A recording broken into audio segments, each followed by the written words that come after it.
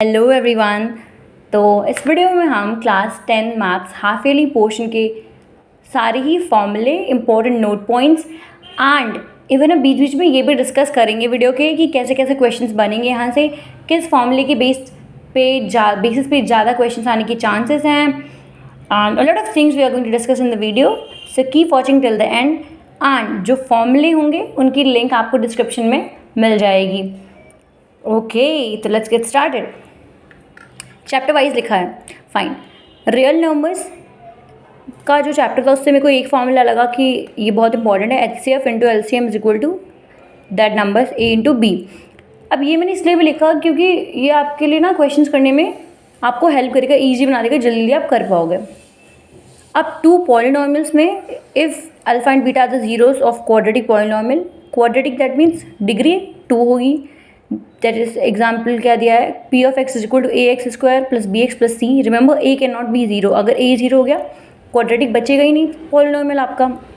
Then alpha plus beta is equal to minus B upon A, that is minus coefficient of x upon coefficient of x square.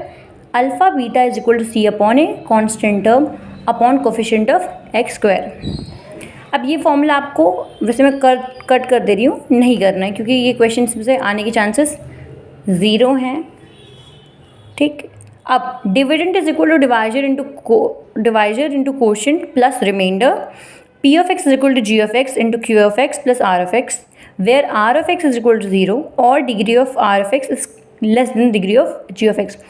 Already underline भी किया है मैंने pink से कि ये बताना था मुझे इस चीज़ में कि जब आपका जो रिमाइंडर की डिग्री है जब डिवाइजर से कम हो जाती है आपके, then stop your division at that point, क्योंकि आप उससे आगे बढ़ नहीं सकते हो। कभी कभी कन्फ्यूजन होती है कि इससे आगे करना है कि नहीं, बस आप ये चेकआउट कर लीजिए, तुरंत रुक जाइए। अगर बराबर भी है तो डिवीजन को कंटिन्यू करिए, otherwise just stop at that point. अब वही आपका रिमाइंडर बच गया है। Fine, next chapter, pair of linear equations in two variables. यहाँ अगर two lines in a plane, 3 possibilities होती हैं आपके लिए। एक होती है या तो वो इंटरसेक्ट कर जाएंगी एक पॉइंट पे, या तो वो पैरेलल होंगी, या तो वो कोइंसिडेंट करेंगे, लाइक एक दूसरे, यू कैन से कि वो एक ही लाइन होंगी। फाइन, इंटरसेक्ट करेंगी, पैरेलल होंगी या फिर कोइंसिडेंट होंगी। अब आगे चेक करते हैं क्या क्या केस इसके साथ। ओके, तो अगर A1 upon A2 is not equal to B1 upon B2, remember C1 upon C2 तक आपको पहुंचना ही नहीं है, जस्ट चेकआउट कि A1 upon A2 is not equal to B1 upon B2, that means वो लाइन इंटरसेक्ट कर जाएंगी। मीन टू से ये एग्जैक्टली वन सोल्यूशन, यानी कि यूनिक सोल्यूशन होगा उनका। अब A1 upon A2 is equal to B1 upon B2 is equal to C1 upon C2, that means वो कोइंसिडेंट लाइन्स हैं, उनके इन्फिनिटली मैनी सोल्यूशंस हैं। इसका जो ग्राफ भी आएगा तो लाइन्स एक दूसरे के ऊपर होंगी। अब तीसरा क्या है कि A1 upon A2 is equal to B1 upon B2 is not equal to C1 upon C2, parallel lines होंगी, नो सोल्यूशन, कोई कहीं भी एक दूसरे को इंटरसेक्ट नहीं कर रही हैं, कोइंसिडेंट का तो कोई सवाल ही नहीं है, पैरेलल हैं। अब इनका कोई ऐसा पॉइंट ही नहीं है जहाँ जिसको आप सोल्यूशन की तरह मानो, तो इसलिए ज़ीरो, नो सोल्यूशन कहते थे। अब याद रहे, जिन भी आपके जो भी ऐसे वो होते हैं, पेयर्स होते हैं जो सोल्यूशन देते हैं, उनको कंसिस्टेंट कहते हैं। तो यहाँ पे एक सोल्यूशन मिलता था, यहाँ इन्फिनिट, दोनों कंसिस्टेंट हैं। ये इनकंसिस्टेंट है क्योंकि यहाँ आपको ज़ीरो सोल्यूशन मिल रहा है। पर ये डिपेंडेंट, इसे डिपेंडेंट भी कहते हैं, ये इंडिपेंडेंट में आता है। फाइन, वो आपके लिए मैटर नहीं करता, बस इतना कहता है कि कंसिस्टेंट में ये दोनों आते हैं, ये इनकंसिस्टेंट होता है। ओके, अब देखिए methods to solve pair of linear equations. आपके पास 3 मेथड होंगे, substitution, elimination, cross multiplication. But यहाँ गुड न्यूज़ है कि क्योंकि इस बार आपका जो पेपर है MCQ पॉइंट ऑफ व्यू से है, तो आपको जो मेथड ईजियर लगता है उसे अप्लाई कर लीजिए, जिसमें आपका प्रैक्टिस अच्छी बन गई हो, लाइक यू थिंक इससे मेरे क्वेश्चन जल्दी हो रहे हैं या फिर इससे गलती करने के चांसेस कम हो गए हैं, तो वो आप उसको अपना लीजिए, क्योंकि they are not going to check कि आपने किस मेथड से किया है। ओके, जस्ट एग्जैक्टली आपके आंसर्स सही होने चाहिए। अब नोट पॉइंट मैंने रखा है बोर्ड क्वेश्चन के लिए, अगर if you take x and y as speed of boat in still water and speed of stream respectively, upstream में आप x minus y kilometre per hour लेंगे, डाउन स्ट्रीम में x प्लस वाई, क्योंकि downstream जाते हैं वो जो stream speed होती है स्ट्रीम की, वो भी सपोर्ट करती है बोट को। अप स्ट्रीम में जाते हुए अपोज करती है, दैट्स वाई हम उसको माइनस कर देते हैं। ये फैक्ट याद रखिएगा क्योंकि हो सकता है कि गलती हो जाए। Well let's move to the next page. तो अब हम ट्रिग्नोमेट्री करेंगे, like very important part. Okay, अब मैं आपको एक रूल भी बताऊंगी, बहुत ही फ़नी सा रूल है, इजी बना देगा तुरंत। पर याद रहे, अगर यहाँ मैंने एक एग्जाम्पल लिखा है, खैर अब तक आपको चीज़ें क्लियर होंगी कि sine theta is equal to perpendicular upon hypotenuse, cos theta base upon hypotenuse, tan theta perpendicular upon base, cosec theta hypotenuse upon perpendicular, sec theta hypotenuse upon base, cot theta base upon perpendicular. But अब आपके लिए मैं दूंगी आपको एक अच्छी सी चीज़, जिससे आप आराम से याद कर पाएंगे। Remember this thing, you can call it Pandit Bhola Prasad हर हर बम। ओके, पी यू हम फर्स्ट लेटर्स को ही कंसर्न में ले रहे हैं, P B P H H B, आप हमने यहाँ पे लिख दिया, फाइन। अब आपको याद होना चाहिए हम किस फ्लो में पढ़ते हैं ट्रिग्नोमेट्रिक रेशियोज को, sine cos tan cosec sec cot. ठीक, साइन लिखा, ये दोनों ले लिया, अब हमारे लिए फॉर्मूला बन गया P upon H, that means perpendicular upon hypotenuse. Sine के बाद क्या पढ़ते हैं फ्लो में, कॉस, बी अपॉन एच ले लिया, that means base upon hypotenuse. Cos के बाद tan, P upon B perpendicular upon base. अब आगे देखिए, sine cos tan cosec, cosec cosec में एच अपॉन पी हो गया उल्टा, वैसे भी कॉसेक जो होता है साइन का उल्टा होता है, आगे फॉर्मूले में हम चेक भी कर रहे हैं। H upon P hypotenuse upon perpendicular, sec hypotenuse upon base, cot पर base upon perpendicular. So hope आपको ये वाली ट्रिक अच्छी लगी हो, तो शेयर करिएगा फ्रेंड्स के साथ भी, उनको हेल्प हो जाए थोड़ी सी। अब यहाँ ये चीज़ें याद करने वाली हैं, tan theta is equal to sine theta upon cos theta, cot theta is equal to 1 upon tan theta is equal to cos theta upon sine theta, cosec theta is equal to 1 upon sine theta, sec theta is equal to 1 upon cos theta, tan theta is equal to 1 upon cot theta. अब यहाँ से अगर आप देखेंगे तो आपको आराम समझ आएगा कि साइन पी अपॉन एच है, कॉसेक एच अपॉन पी है, दैट मीन्स ये दोनों एक दूसरे के रेसिप्रोकल है। यही सेम चीज़ें कॉस और सेक के साथ है, टैन और कॉट के साथ है। ओके, तो let's move to the next page. तो अब है आपकी वैल्यूज़, फाइन। वैल्यूज़ याद करने की ट्रिक मैं यहाँ पे दूंगी, वैल्यूज़ इंपॉर्टेंट है आपकी, क्योंकि दे मैं आज के वैसे भी पेपर में दिया है कि ये जो वैल्यूज़ हैं कुछ आपको याद करनी है, फाइन। देखिए पहले लेकिन एक चीज़ कहूँगी, आपको एक की वैल्यू याद रखनी है और वो एक होगा sine theta, fine. Sign theta की वैल्यू याद रखनी है, ये याद रखना किस फ्लो में हम चल रहे हैं, 0 30 45 60 90, अगेन 0 30 45 60 90, फाइन। अब साइन थीटा के लिए रिपीट करिएगा, 0 1 upon 2 1 upon root 2 root 3 by 2 1, 0 1 upon 2 1 upon root 2 root 3 upon 2 1। Remember sine theta की वैल्यू जो होती है वो इंक्रीज करती है, ठीक। अब ओके, कॉस थीटा के लिए कुछ नहीं करना है, इधर से इधर गए थे साइन थीटा वाले में, कॉस थीटा बस उल्टी लिखनी होती है, जैसे 1 रूट 3 अपॉन 2 1 अपॉन रूट 2, 45 में सेम होती है साइन और कॉस की value. Remember this thing, 45 degree पे साइन और कॉस की वैल्यू सेम, 1 अपॉन 2 यहाँ आ गया, 0 यहाँ आ गया। टैन थीटा क्या होता है आपका, sign theta upon cos theta. अगर आप डिवाइड भी कर लेंगे आपको आराम से वैल्यूज़ मिल जाया करेंगी। आप एक चीज़ और याद रखिएगा कि 1 अपॉन 0 जो होता है ना, वो आपका नॉट डिफाइंड होता है। भैया 0 से कितना इंटू किया कि 1 आ गया, पता ही नहीं चल रहा, तो 1 अपॉन 0 क्या होता है, नॉट डिफाइंड। बट 0 अपॉन 1 क्या होता है, 0। कन्फ्यूज़ मत होइएगा, क्योंकि अपॉन अगर आप कर रहे हो तो आप मिस्टेक कर दें। अब कॉसेक थीटा तो भैया 1 अपॉन साइन थीटा होता है, बस उसी का उल्टा करते रहिए। Sec theta 1 upon cos theta होता है, cot theta 1 upon tan theta होता है, उल्टा करते रहिए। इट्स लाइक बहुत ईजी है, बस साइन थीटा की अगर आप वैल्यू याद कर लें और ये flow 0 30 45 60 90, fine. 0 1 upon 2 1 upon root 2 3 by 2 1। Remember values याद होनी चाहिए आपको। अब trigonometric ratios of complementary angles, complementary में तो आपको पता होगा कि 90 वाला, ठीक, 90 minus theta, sine 90 minus theta cos theta, tan 90 minus theta cot theta, sec 90 minus theta cosec theta.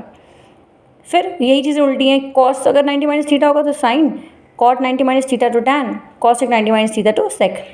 अब इसमें कई बार गलती हो जाती है, बट रिमेंबर साइन के साथ कॉस की पेयरिंग, टैन के साथ कॉट थीटा कॉट की, सेक के साथ कॉसेक की। अब ट्रिग्नोमेट्री की important identities, sine square theta plus cos square theta is equal to 1, 1 plus tan square theta is equal to sec square theta. Remember ये वैल्यू काफ़ी इंपॉर्टेंट है, क्योंकि एमसीक्यू पॉइंट ऑफ व्यू है, आपको अगर वैल्यूज़ याद रहेंगी ना तो आपके लिए फटाफट क्वेश्चंस को विद इन द टाइम करना बहुत ही ईजी हो जाएगा।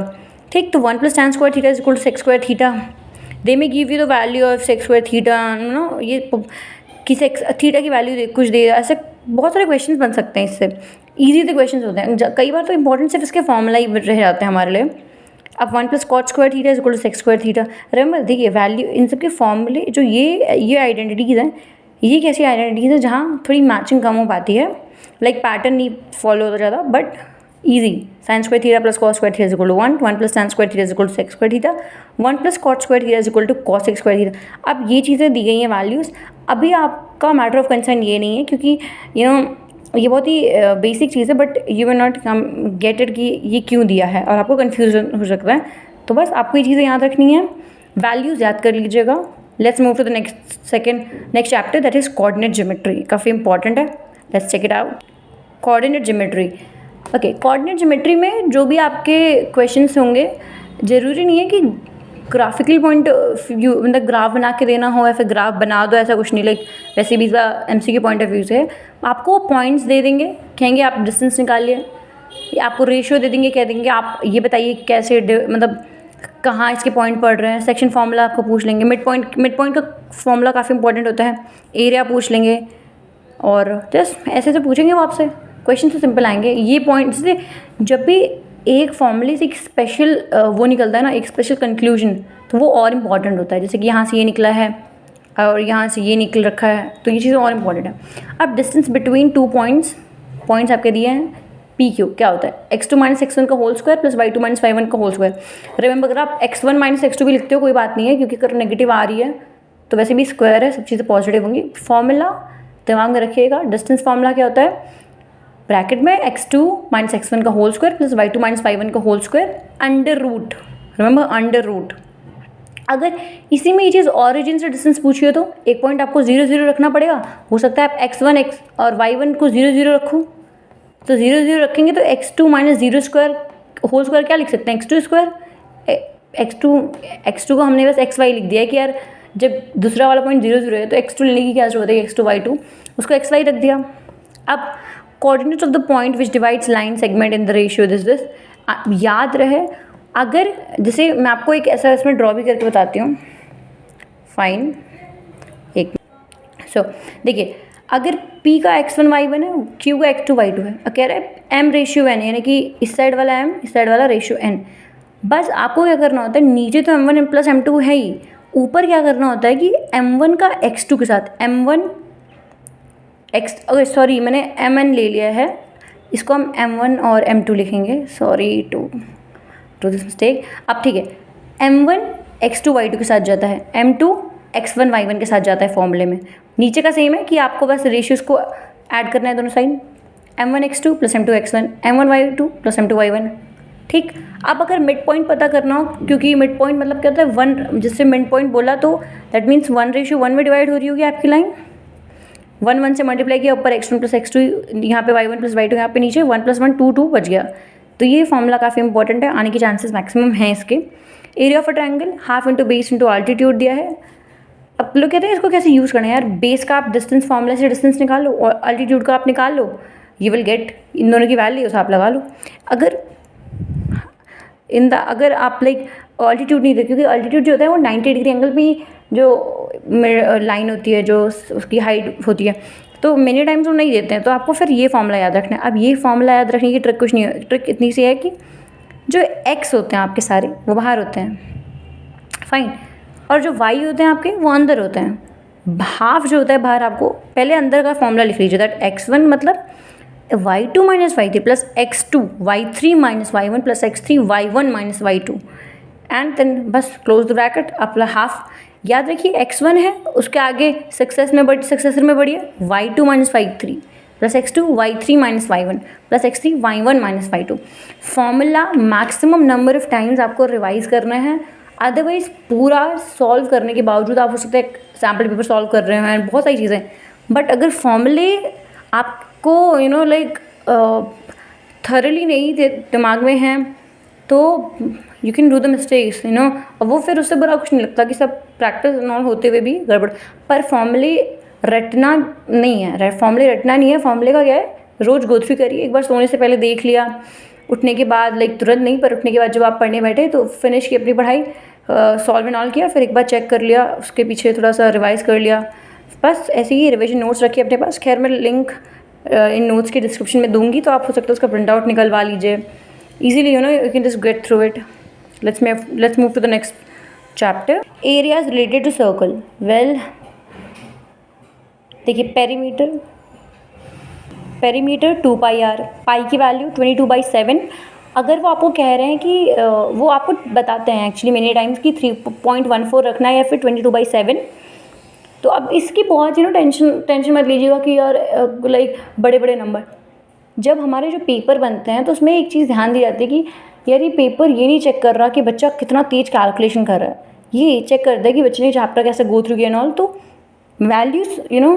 वैल्यूज़ सही देते हैं वो, तो उतना बड़ा नंबर नहीं देते जितना मुझे पता है।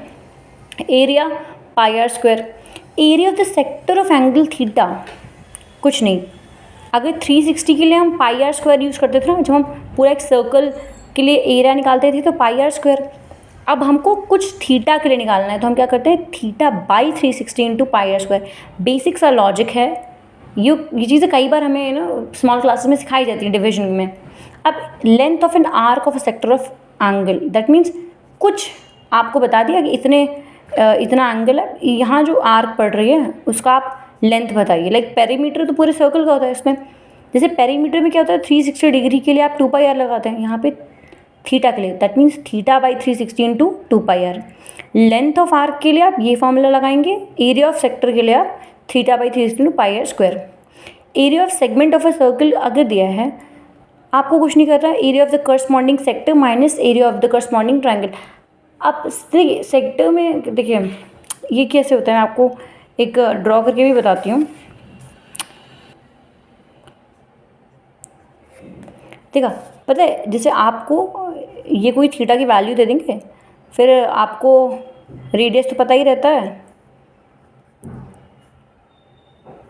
रेडियस पता रहता है, इसकी भी वैल्यू दे देंगे आपको मे बी। फिर आपसे कहेंगे ये कलर्ड एरिया की कलर्ड जो पोर्शन है उसकी एरिया निकालिए। तो कुछ नहीं यार, ये सेक्टर आप निकाल लिया, इसका एरिया निकाल लिया, theta by 360 pi r square minus triangle के एरिया, बस ये बच गया। सिंपल सा चीज़ है यार, like nothing to worry. Let's move to the next chapter, probability. Like इससे क्वेश्चंस अच्छे आने वाले हैं, ईजी आने वाले हैं, पर ईजी कब होंगे जब आप इन नोट्स से गो थ्रू करेंगे। क्योंकि मैंने मुझे जब मेरे 10th के पेपर्स थे तो मैंने प्रोबेबिलिटी में जो चीज़ें पढ़ी थी, मुझे लगा कि ये सारी चीज़ें लाइक आपको डेफिनेटली बतानी चाहिए कि और पे बुक ये सारी चीज़ें कैसे कैसे याद करनी हैं, क्या क्या जैसे अब देखिए यहाँ पे मैंने ये भी एक ग्राफ सा बना लिया कार्ड्स में। तो जो हमारे टीचर थे मैथ्स के, उन्होंने भी इस तक ये सारी चीज़ें हमें कराई थी, तो थैंक्स टू हिम मैं भी आपको ये चीज़ें करा रही हूँ। अब प्रोबेबिलिटी किसी भी इवेंट की नंबर ऑफ़ आउटकम्स, उस इवेंट के लिए फेवरेबल जो है नंबर ऑफ़ पॉसिबल आउटकम्स। अब ये चीज़ दिमाग में बिठाइए कि एलिमेंट्री इवेंट्स, जितने भी इवेंट्स होते हैं मैक्सिमम, उनकी प्रोबेबिलिटी क्या होती है 1। अगर probability of complement of an event, ठीक है, E dash is equal to 1 minus अब प्रोबेबिलिटी ऑफ इवेंट। अब देखिए भैया, मान लीजिए किसी बैग में फॉर एग्जाम्पल किसी बैग में आपके पास, देखिए किसी बैग में आपके पास 10 बॉल्स हैं, ठीक है, उनमें से 5 वाइट हैं, 5 रेड है। तो मैंने काफ़ी इजी ले लिया, बट एज समझाने के लिए। अब कहेगा कोई रेड निकालने की प्रोबेबिलिटी कितनी है, मैं कहूँगी यार 5 है रेड, 10 टोटल है, वाह कट गया 1/2, आधी चांसेस उसकी हैं। ऐसे ही सिमिलरिटी वाइट की भी कितनी है 1/2 है। अगर मेरे को कोई कहेगा प्रोबेबिलिटी ऑफ रेड ना होने की, तो मैं कहूँगी यार रेड ना होने की मतलब 1 माइनस रेड होने की, तो डेफिनेटली 1/2 आ गया। तो ये तरीका होता है सॉल्व करने का। Fine. Well when a dice is throne twice और 2 डाइस आर थ्रोन, एक ही बात है, डाइस को 2 बार फेंकिए या फिर 2 डाइस फेंकिए एक बार में, जो इवेंट्स होंगे सेम आएंगे आपके। कितने इवेंट्स आएंगे 6। एक डाइस फेंकने में कितने इवेंट्स होते हैं 6 पॉसिबिलिटीज़। 2 डाइस फेंका तो 6 × 6 36। क्या क्या हो सकता है, दोनों में 1 1 आए, 1 2 आए, 1 3 1 4 1 5 1 6, ऐसे 2 1 से 2 6 तक, ऐसे ही 6, फिर उसके बाद 4 3 1 से 3 6, 4 1 से 4 6, 5 1 से 5 6, 6 1 से 6 6। कि हो सकता है दोनों डाइस, मैं क्या कहना चाह रही हूँ कि हो सकता है दोनों डाइस पे 1 1 आ जाए, हो सकता है दोनों डाइस पे एक पे 1 आए, दूसरे पे 2 आए, एक पे 1 दूसरे पे 3, एक पे 1 दूसरे पे 4, एक पे 1 दूसरे पे 5, एक पे 1 दूसरे पे 6, एक पे 1 दूसरे पे 7 तो हो नहीं सकता, क्योंकि 6 ही तो मैक्सिमम लिमिट ऑफ डॉट्स होती है उन पे। ऐसे ही फिर हमने 2 से स्टार्टिंग कर दी, फिर हमने मतलब एंड किया हमने 6 से, हो सकता है दोनों पे 6 आ जाए। तो ये पॉसिबिलिटीज़ आपको याद रखनी है कि 6 पॉसिबिलिटीज़ होती हैं। अब प्रोबेबिलिटी वाला जो क्वेश्चन है वो एमसीक्यू में अच्छे आते हैं, लाइक ठीक है। अब नेक्स्ट वाला देखते हैं, well shuffled deck of 52 cards. ये काफ़ी इंपॉर्टेंट है। देखिए टोटल कितने कार्ड्स होते हैं 52, रेड कितने होते हैं 26, ब्लैक कितने होते हैं 26। याद कर लीजिए, इन चीज़ों को गो थ्रू करते रहिएगा डेली। रेड में हर्ट्स और डायमंड्स आते हैं, रेड में क्या क्या आते हैं हर्ट्स एंड डायमंड्स आते हैं। हर्ट्स 13 होते हैं, डायमंड्स 13 होते हैं। अब जो भी आपके कार्ड्स हैं, अब देखिए क्लब्स 13 है, स्पेड्स 13 होते हैं। याद रहे इंग्लिश में आपको नेम्स में याद रखने हैं कि हर्ट्स और डायमंड्स आपके रेड में होते हैं, क्लब्स और स्पेड्स आपके ब्लैक में होते हैं। अब हर्ट्स जो होते हैं, हर्ट्स और डायमंड्स और क्लब्स और स्पेड्स हो, इन सब में एक ही फॉर्मेट में कार्ड्स होते हैं। एक एस होता है यानी कि इक्का कहते हैं, जैसे किंग होता है, क्वीन होती है, एक जैक होता है, और फिर 10 से 2 तक वाले नंबर्स होते हैं। ठीक, एस यानी कि इक्का, किंग क्वीन तो बताइए, जैक वो ओके 10 से 2 नंबर्स होते हैं। ठीक, अब ये देखिए दैट मीन्स टोटल 4 इक्के के कार्ड्स हैं, 4 किंग के हैं, 4 क्वीन है, 4 जैक हैं। ठीक, अब हर्ट्स, अब पता है कि अब कैसे क्वेश्चन आते हैं इसमें। अब ये चीज़ और एक नोट पॉइंट कि आपके जो किंग क्वीन और एस, इन सब किंग क्वीन एंड जैक को फेस कार्ड्स कहते हैं। याद रहे एस आपका फेस कार्ड्स में नहीं आता, सिर्फ किंग क्वीन और जैक ही आपके फेस कार्ड्स में आते हैं। अब क्वेश्चन कैसे पूछ लिया, देखिए एज एग्जाम्पल मैं आपको समझाती हूँ। पूछ लिया what's the probability of red cards. अब आपको पता है 26 होती है रेड, 52 टोटल है, that means 1/2। They will ask you what's the probability of red king. अब आपको पता है कि रेड में भैया मेरे पास रेड में 2 किंग हैं, एक हर्ट का किंग, एक डायमंड का किंग। तो आप कहेंगे रेड किंग का प्रोबेबिलिटी कितनी है, मतलब रेड किंग की प्रोबेबिलिटी यहाँ पे है 2/26, 1/13। तो ऐसे ही क्वेश्चन वो पूछ रहे होंगे आपसे। तो होप आपको ये वीडियो पसंद आई हो और आपके लिए हेल्पफुल हो। तो मिलते हैं नेक्स्ट वीडियो में, और भी ऐसे बहुत सारी इंपॉर्टेंट चीज़ें लेके आऊँगी मैं अपनी चैनल पे। Keep visiting the channel and हाँ डेफिनेटली गो थ्रू करिएगा इन सारे नोट्स से, और इसका जो इसके नोट्स का लिंक आपको डिस्क्रिप्शन में मिल जाएगा।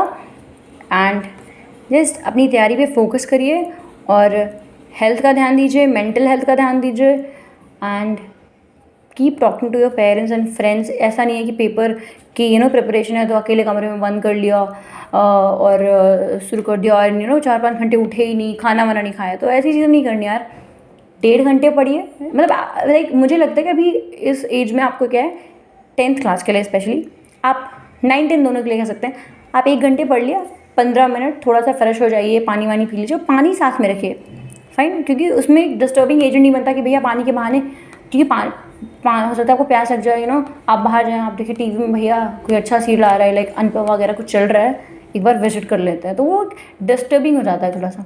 बट 1 घंटे का सेशन, जैसे 1 घंटे पढ़ा, 15 मिनट गए, टाइम थोड़ा वॉच रखिए अपने पास में, फिर अपने आप को एक थोड़ा स्केड्यूल बना लीजिए कि मैं अब थोड़ा सा पेपर आ रहा है, थोड़ा इस वक्त स्ट्रगल करूँ, फिर उसके बाद तो थोड़े दिन की मौज होती है फिर लाइक। तो just keep believe in yourself and work hard, and it's just a paper, not life. Okay, fine. Love you all.